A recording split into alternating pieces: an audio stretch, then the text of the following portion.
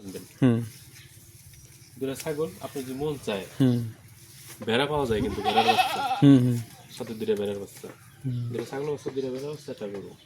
কিরকম ইনকাম হবো ভাই এই যে একটা গরু থেকে? একটা গরু না, হুম এটা যদি আপনি ভালো মতো খাওয়ান হুম 3 থেকে 4 মাসে ডাবল আসছে।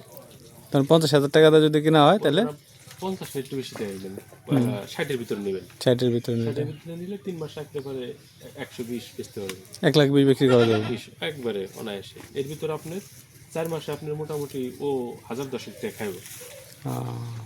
আর আপনি ছাগল থেকে কিরকম ইনকাম?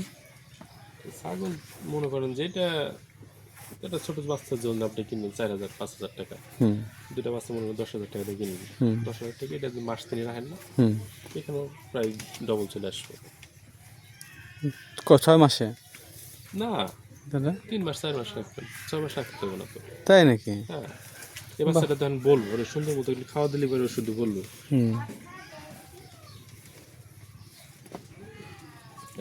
অল্প জায়গার ভিতরে না, স্বল্প জায়গায়। একসাথে ছাগল কয়টা বাচ্চা দেয়? অনেকগুলো আছে, মানে বুঝে আর কি, বুঝি ভালো মানের কতগুলো আছে, 3টে দেয় 4টে দেয়, কত আবার 5টা পর্যন্ত দেয়। তাই নাকি? আছে এরকম আছে। কিন্তু আমি তো জানি যে একটা নাকি দুইটা, একটা একটা ছাগল। এই তো দেখেন, এই তো আপনার কয়টা 3টা বাচ্চা এই দেখেন না, তাই তো। এটা এই যে দুইটা 3টে এদের পেটের। ও, এটা তো আমি প্রথম দেখলাম ভাই। ওটা কি ছাগল কি খুব বড় নাকি? না, কিন্তু আমি তো জানি ছাগল দুইটা করে বাচ্চা দেয়, দুইটা বেশি দেয় না। কি করে এইটাই তো 3টা 5টা পর্যন্ত দেয়, এটা ছাগলের বাচ্চা 5টা 6টা, এটাই তো 3টা দিন হবে। আচ্ছা আচ্ছা এই আচ্ছা, 3টা এদের। বুঝতে পারছি। তাহলে এখানে কয় টিনের ছাপড়া এটা ভাই? 4 টিনের সাফরা, 4 টিনের ছাপড়া থেকে 10 ফুটি 4টে টিন দেয়। কত টাকা ইনকাম বছরে এখান থেকে সম্ভব? 1 লক্ষ টাকা একবারে গিয়ে অনায়াসে। মানে কোনো রকম মানে ওরকম বাদ দিয়ে 1 লাখ। খরচপাতি বাদ দিয়ে 1,00,000 টাকা সম্ভব 4 টিনের একটা বছরে ছাপড়ার 1 লাখ মাধ্যমে? টাকা সম্ভব হয়ে যায়। বাহ, চমৎকার। এভরিথিং সব খরচ বাদ দে হুম 1 লাখ টাকা সম্ভব। মোট কথা উদ্যোগী হরমোন মানসিকতা থাকতে হবে।